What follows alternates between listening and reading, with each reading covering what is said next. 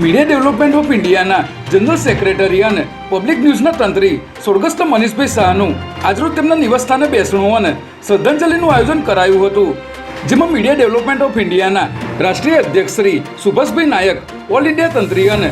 પત્રકાર સંઘ ગુજરાતના મહામંત્રી આર કે થાપા, નરેન્દ્ર મોદી વિચાર મંચ અમદાવાદના પ્રભારી શ્રી વિપુલભાઈ પટેલ, ગુજરાત પ્રદેશ ઉપપ્રમુખ શ્રી પંકજભાઈ પિતળિયા, પ્રવક્તા શ્રી નવીનભાઈ અગ્રવાલ,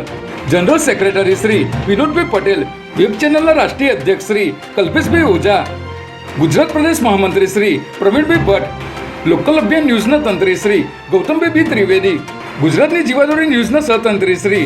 નૈનાબેન રાય, પત્રકાર અનિલભાઈ રાણા, ઇમદાદ અલી પઠાણ સહિત મોટી સંખ્યામાં પત્રકારો તેમના મિત્રો અને સ્વજનોએ હાજરી આપી શ્રદ્ધાંજલિ અર્પણ કરી હતી.